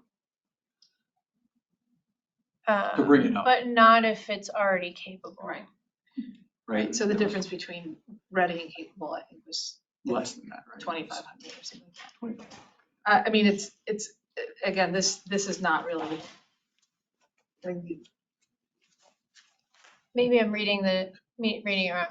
So are you saying, so say a multifamily dwelling installs the capable, it's $300 per space. would it be just that extra $1,000 to like go back in and like run the wire, or are you saying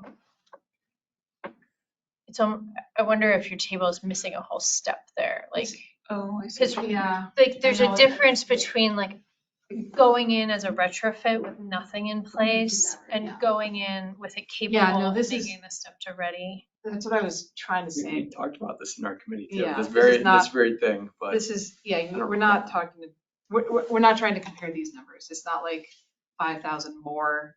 It's 5,000 more if you did nothing, right?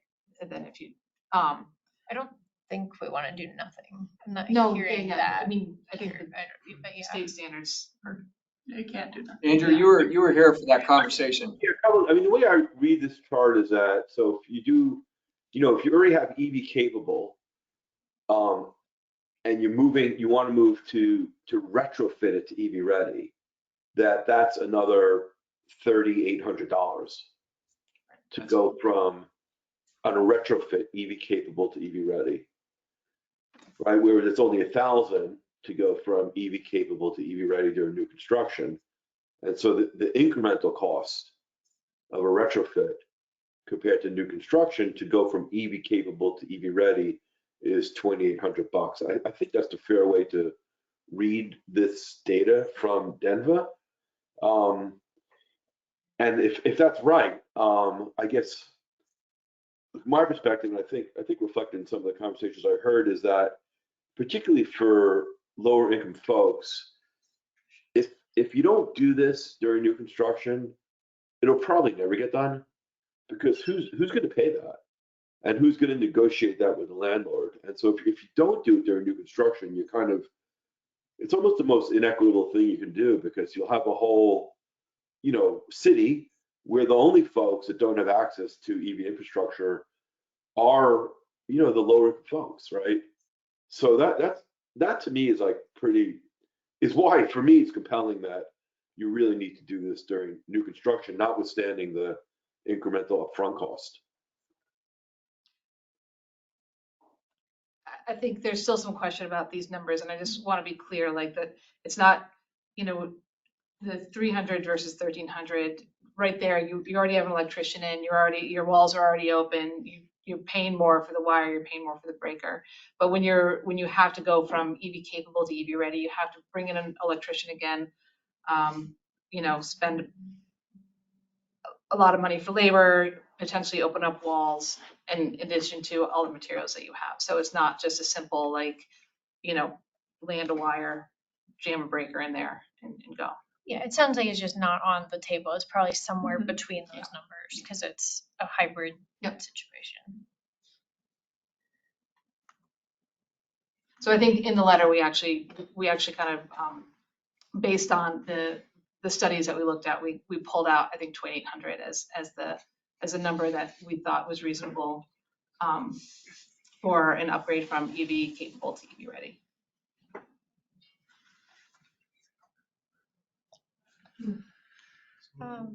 Fran and then Ryan. So what do we do now? So staff now is looking for your guidance. So you have now a proposal about what the Energy Committee is more specifically recommending. You've had some discussions about some aspects of it. If you were to say that you largely agree with or fully agree with the Energy Committee, then staff would be moving to draft this into language in the land development regulations. If you've got some guidance now about either to us or back to the committee about things that you'd like to see modified, now would be a great time to do that as well. Or if you want to think about it and give that guidance at a future meeting, those are really your options. Donna? Oh, no, I had said Ryan was going to go next. Sorry. A couple of things. That table, would you be able to expand it to include EV installed and every increment that could go up, like capable to ready to installed, capable to installed, so that full price difference is more visible and those differences of going from gap to gap are there. whether you have that information or not. That's just my suggestion. Yep. And then could you go to the residential table you have? Thank you. So right now with S100, this big project you guys have is trying to figure out the spaces in the city that have water, sewer, and go to the state minimum for density. And we have this other zone that you're proposing, which is the natural resource protection zone, where you aren't making any changes. And I think it's worth noting a difference between the NPS versus everything else that's residential. And I think something like this, you know, some numbers adjusted, sure, it's to your liking. And I think it could be really good for those regular zones that you're working on with S100.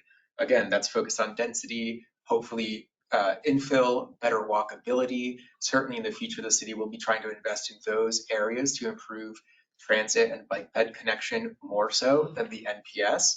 Whereas the NPS, we're basically saying will be auto dependent for decades. They won't ever get transit there, at least not in our lifetime. Well, I'm not being optimistic, sorry.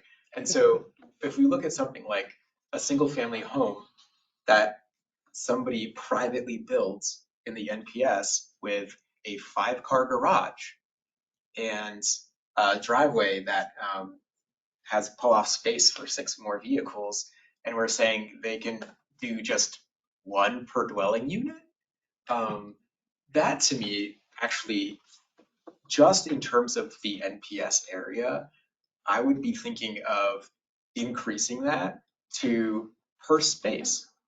So if you have a 5-car garage, put 1 in each. I did hear a concern from Donna saying, oh, but you can load balance and you can charge 1 for a while, charge another. I think that makes a little bit of sense.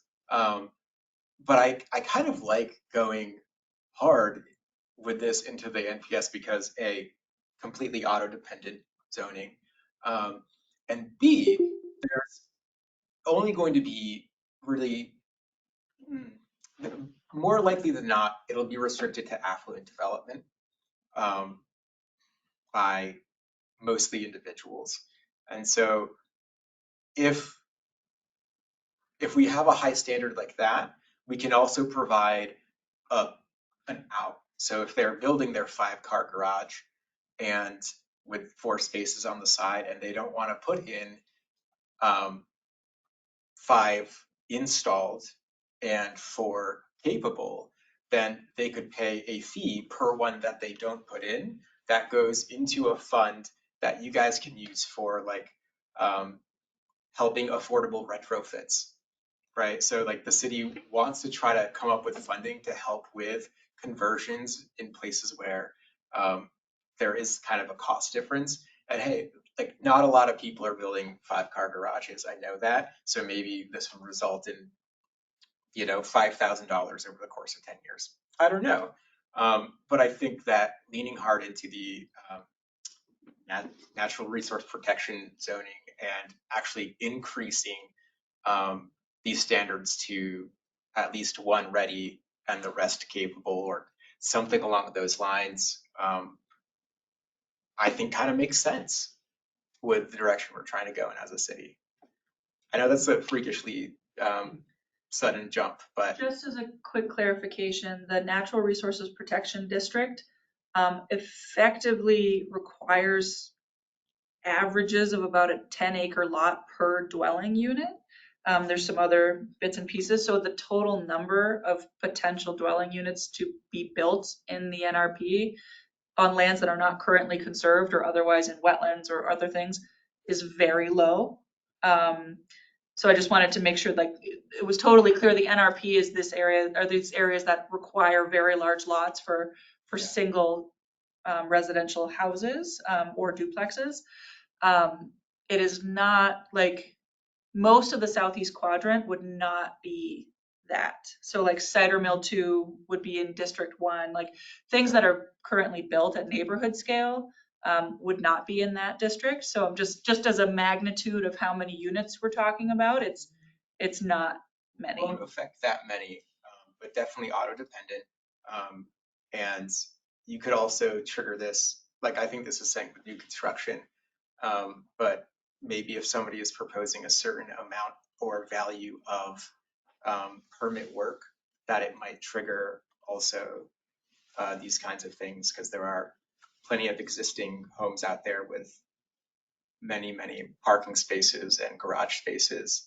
And if maybe they want to put in a pool house, an in-ground pool for, I don't know what those cost, $80,000, maybe that could be enough to trigger them also needing to upgrade the electric parking. Just throwing that out there for you to mull over and consider. Paul?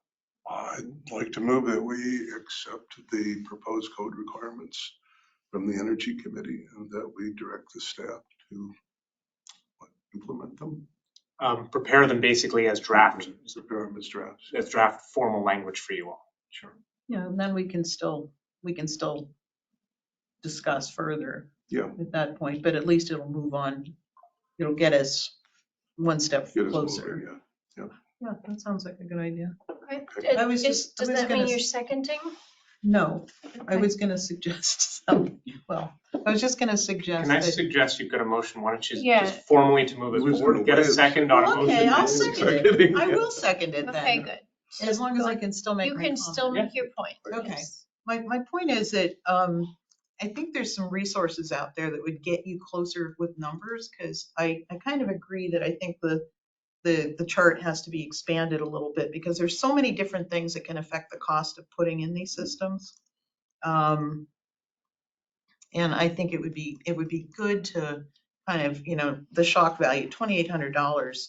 I mean, it cost me about $500 to do mine, and they had to like rework my whole panel to get me 2 open circuits, so I had two that I could combine for the 50 amp service. So I think that's expensive. I mean, I think that's overstating what it is for a single family home, but I think for a multifamily, I'll bet you Bob Duncan would know this because they probably had to do it quite a bit in Burlington already.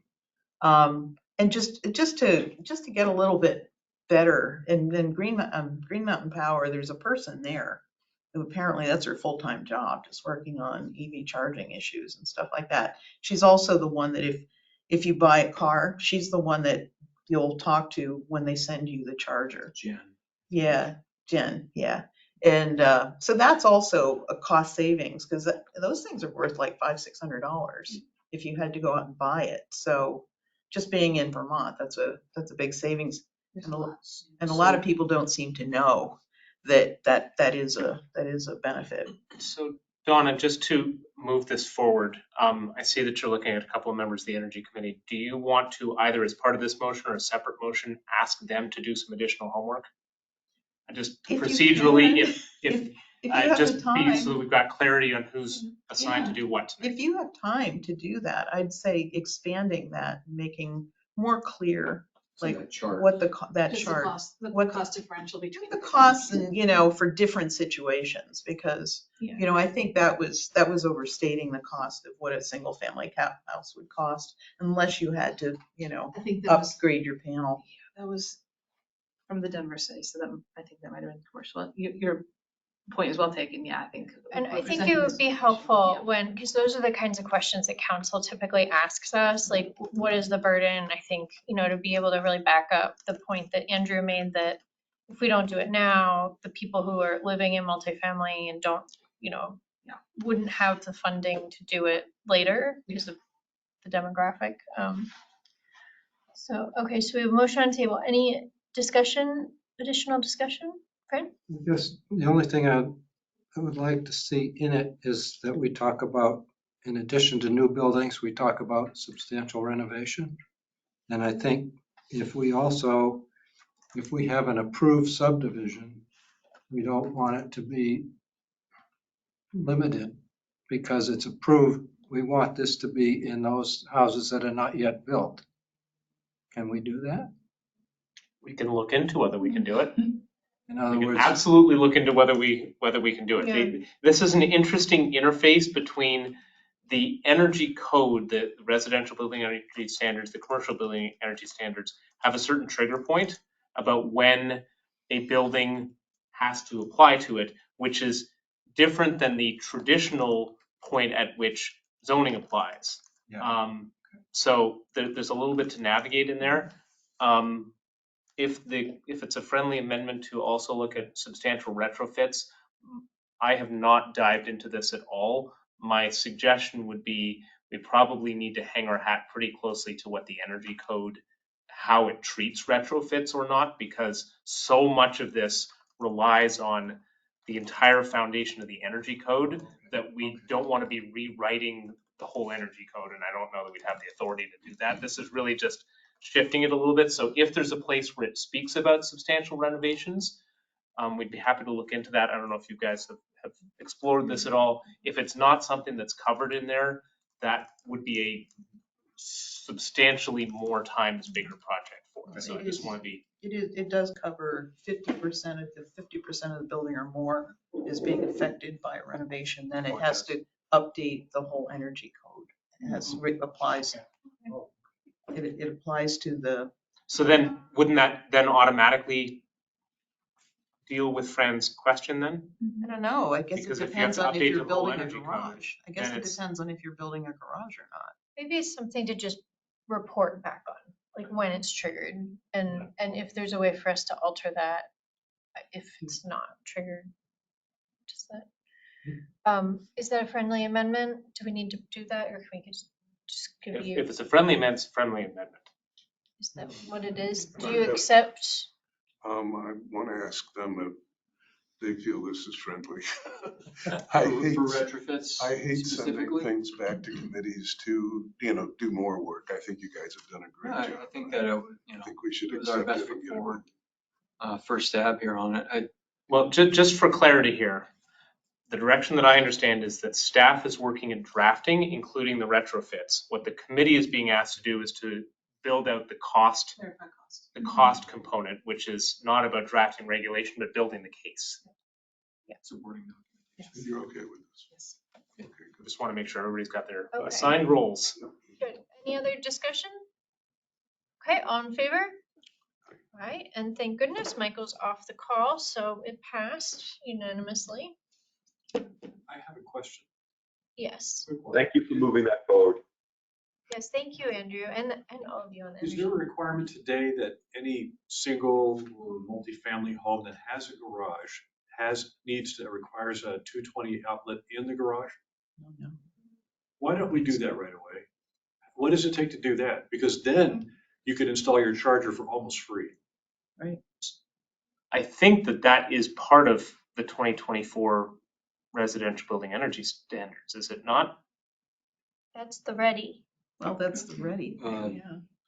I'm not sure. No, That's no, part it's of not. I mean, that's really exactly the point. The residential building energy code just requires capable, right? So it wouldn't require the wire, the breaker, the dryer outlet. The point of this is to require that. So you're exactly right. And the only thing the homeowner needs is the cable, which I just did actually. I just did that yesterday. You just buy the cable for a couple $100 and you're all ready to go. So this would to accomplish answer your that. question, what we're talking about tonight would do what you're saying. Yeah. That's the ready. Because that's the cheapest way to do it for garages, where they're putting the foundation up and then it's just like, boom, right there, it's wiring and it's simple. Unless it's a long run, then there's extra money there because it's a big cable. Big, scary cable. Wire cable. Okay, so we have completed this item. Thank you so much. I think the costs will really help. Great, Thank thank you. you. Case. We'll Thank let you guys know. Thanks. Okay, so we are at 9:20, which is not super exciting. How do people feel about moving back to the LDR discussion versus waiting? We're okay to keep going? Yeah, there's only 4 of us here too, So which is all you need to not do is, you don't have to say how you feel. If one of you walks out, then you're all set. Okay, well, can we do the minutes first? Oh, yeah. So, Yeah, there's a couple of errors in there. I would love to do the minutes before we adjourn. Thanks all. It's Thank you. February- Thanks for taking the time to come over. February Bye. 27, and thank you to all those counselors. We feel very popular tonight. Mr. Chair, congratulations. Okay, so minutes of February 27th. I read them. It looked like a good discussion. Yep, I had two places where I think there was some, it wasn't really recorded correctly. One is under number 3. I think Ryan was misquoted as, because I think that the Doubletree lot, it was the new housing building that you were concerned it was only 5 stories, correct? Because you said that in another meeting too, not the parking garage. So that should be the new housing building. Or the new dormitory, or I don't know if they called it a dormitory or not. So it's the new, and that's on the line 3. It says parking garage, that should be like new housing building. Yep. Okay. And then on item 4, the very last paragraph, I guess Sue thought I was talking about the South Burlington Fire Department. I was not. So it's the end of the 3rd line on the last paragraph. I was referring to the State Department of Fire Safety. Where are you, Donna? Sorry. Page 2. Page 2, just before Energy Committee request EV charging. It's the 3rd line at the end. It says Fire Department. That's not what I was talking about, the Department of Fire Safety at the state. You know, and because they have software, they have new software. Okay. And I just, and I was asking whether or not our permitting software was compatible, could tie into theirs, because there's an awful lot of effort currently being made to get state buildings to officially keep track of all the residential permits in the state. And that could only be done if the builders have access, or if builders have access to apply for permits with the state through software, through a program of some kind. I had one thing on the top of page 3. Did Kelsey move? Probably not. Endorse the Energy Committee? Probably not. I don't remember who. Probably didn't do that. No, Mr. Peterson too. it was Mr. Peterson, but I don't know who that is. Kelsey's husband. I closed it. I wasn't. Nope, he's I not wasn't Mr. ready for Peterson. friends. Top of which page, Fran? 3. Yeah, it's the very first line. Do we remember? Okay. I- What was the, There was something that you what did. was the motion? Move to endorse the Energy Committee's request to provide information on EV capable. There was something. Lori Lori. moved to, in my notes, Lori moved to Okay. request the Energy So Committee that's provide their Mr. recommendation. Smith. Yep. Smith. We got the Mr. Yeah, probably wasn't Kelsey. Right. I didn't think that. Try was- not to. Right. I voted against it. That was noted too. Is that not in the minutes? It wasn't? Yeah, it is. Oh, okay. No, you voted against. That's in the minutes. Yeah. Yeah, I know. That's what I Oh, said. And apparently the city does have the legal authority to exceed state standards.